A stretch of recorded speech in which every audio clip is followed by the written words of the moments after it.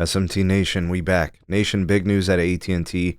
They finally hit the mark. The 5G plus C-band build that they've been working on, trying to get to that national scale, which we all know is kind of BS, but you know, the FCC's definition of national is 200 million pops. But anyways, AT&T hit it. Let's go through the news as CEO John Stankey updated shareholders at the UBS Global Media and Communications Conference this week. All the carriers are talking this week, so we got news.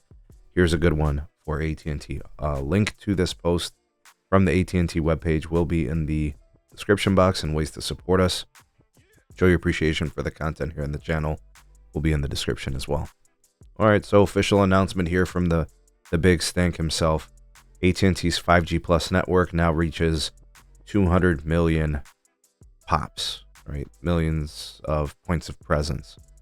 All right, so the magical number of 200 million gets them to a national definition according to the FCC.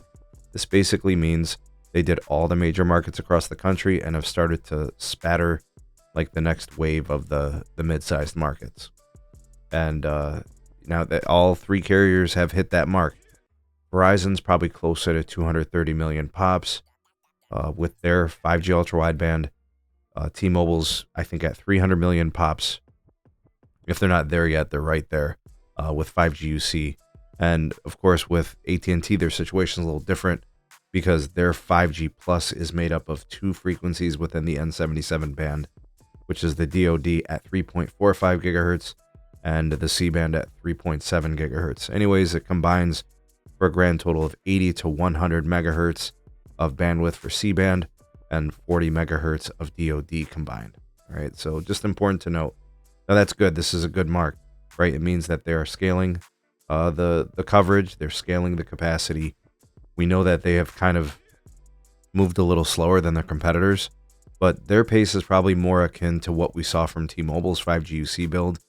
Verizon's a little different, guys. Verizon is moving very fast to scale theirs because Verizon's really pushing the fixed wireless access story, right? So they're trying to, you know, they're obviously motivated from a revenue standpoint to move in that direction. But this is big, right? This is a big milestone, a positive for AT&T, although they are the last to do it. They have done it, and I know a lot of folks are concerned about the pace of AT&T and the distraction of fiber.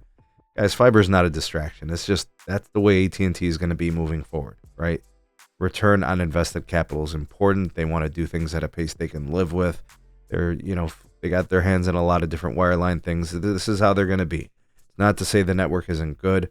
It's not to say it won't improve and get better.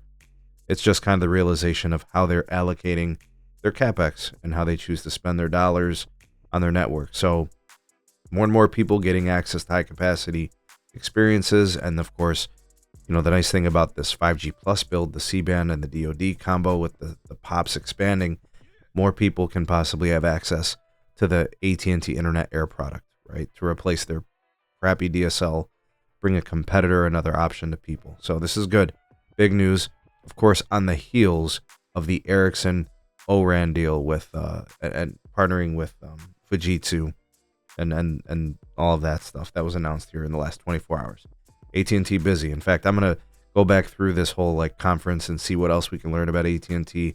Be looking forward to more content here on the SMT YouTube channel. Anyways, comment down below your thoughts and opinions on this development from CEO John Stankey on this announcement. You're the voice of the people, the SMT Nation. Let your voice be heard.